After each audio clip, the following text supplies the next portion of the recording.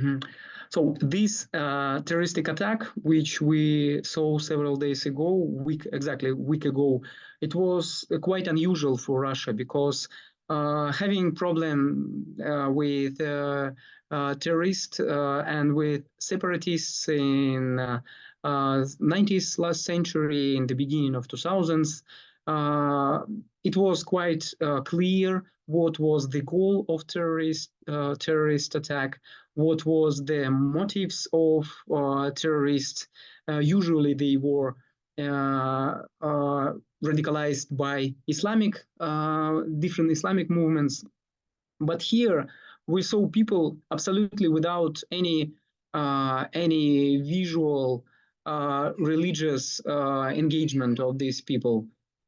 Here we see quite intense terroristic attack without any clear goals, without any clear motives, because so these guys worked in Russia, they labor migrants. Million of such people live and work in Russia, and they were just were engaged, as we now could see in the first conclusions of investigation, engaged for money. And but they were prepared quite well, equipped quite well, and they, from the technical point of view, had clear goals to kill as much people as possible, to destroy as much buildings as possible for the conditions, and of course to create a very crash for security system, because so previously such attack was with to not to kill people, but use people as prisoners for political motivated different demands from government. Now there were no any demands, no any proclamations, just kill people and then moved.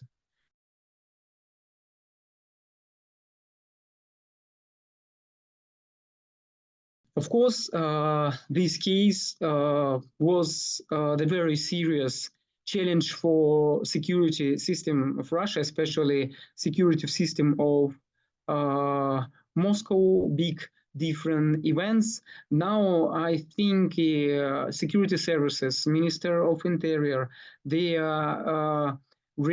reconsider the measures for security. Still in Moscow, we could see a lot of police on the street. They check people, they check documents of labor migrants. The main consequence, of course, will be for the million of labor migrants from Central Asia who are living and working in Russia, and from which group of people these four terrorists were engaged. So, of course, Russian government quite seriously going to is going to strengthen and measure for security, especially with engaging a lot of people, such musical concerts, different museum. So all these events with engaging a lot of people now under very close attention of security.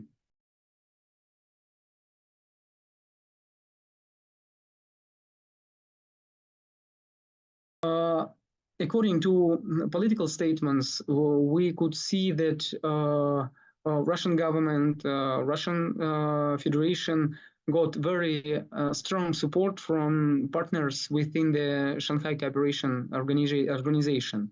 Of course, anti-terroristic policy is one of the key elements of cooperation within the SCO.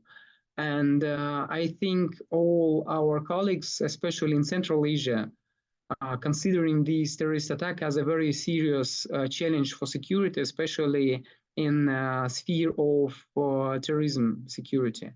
And we could see how strengthening cooperation between, for example, Russian security services and Tajik security services. So there is a very strong cooperation in order to investigate links and network or possible network and measures of working of terrorists who were engaged in this attack in order to prevent such possible events in the future. So now this case is the very serious element of strengthening cooperation and making more effective within the Shanghai Cooperation Organization.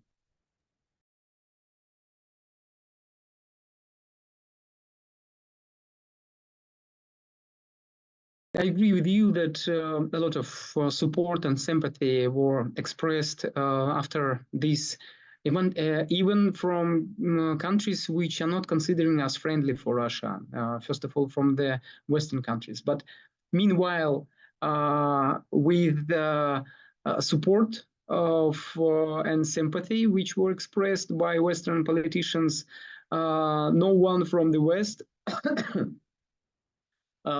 didn't do anything to restart cooperation in this sphere with Russia, despite the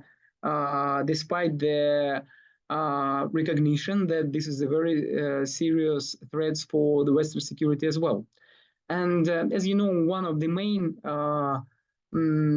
idea and main narrative and main conclusion of the first stage of investigation that this was not typical Islamic radicals who tried to attack Russia just because of Russia was a part of anti-ISIS coalition in Iraq and Syria.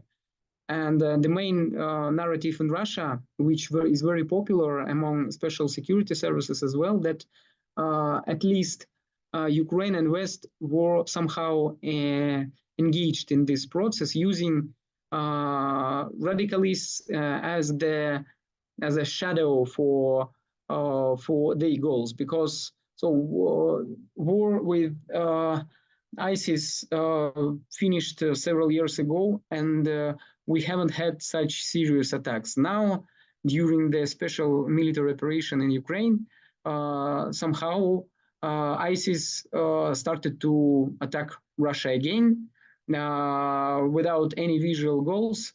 But there is a very interesting aspect that in Tajikistan, the Ukrainian embassy in Tajikistan is working quite actively for engaging Tajik people to serve in military service and military operation in Ukraine.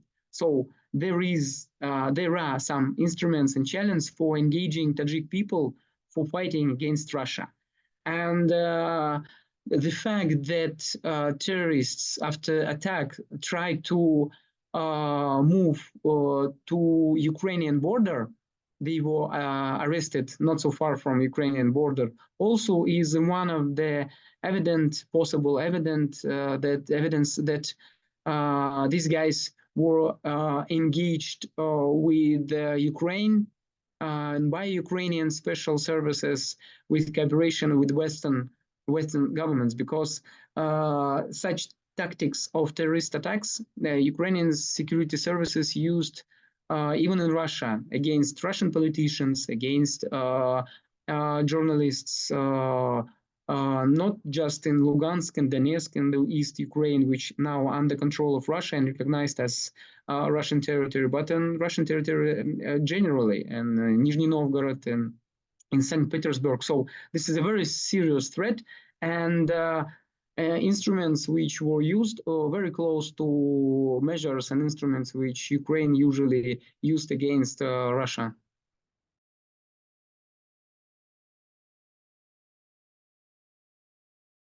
General life in Moscow is quite secured because whole situation with security is more or less stable because of Ukraine don't have effective instruments to attack infrastructure in Moscow. There were several attempts to achieve using drones. Even Kremlin aim on Moscow city, but it was just at the beginning of the conflict. Now, generally, from the military point of view, situation more or less stable, and this is probably is another reason why terrorist attack was used as an instrument of fight, because usually, especially when you use some new tactics as it was used in this case, it's possible result might be achieved to attack infrastructure and people in Moscow. So of course now situation more or less nervous, because it happened just a week ago, and the measure of security is quite high, and people a little bit worried about security situation in Moscow. But generally, Moscow is more or less stable. But for example, cities along the border with Ukraine, they are under permanent attack, and the most awful aspect of this is that Ukrainian military forces usually attacks civil infrastructure. So even kindergarten, schools, kindergartens, civil buildings where people living, not military object, because so during the border we have quite long border with Ukraine, and not on the whole line we have the line of conflict like in Donetsk and Lugansk. There is a more or less peaceful border between Ukraine and Russia in Kurskaya Oblast, Bryansk region, Belgorod, and they are very close to Ukrainian border, and it fact allows Ukraine attack directly Russian big cities. And they use this opportunity that mostly focus on civil infrastructure, unfortunately.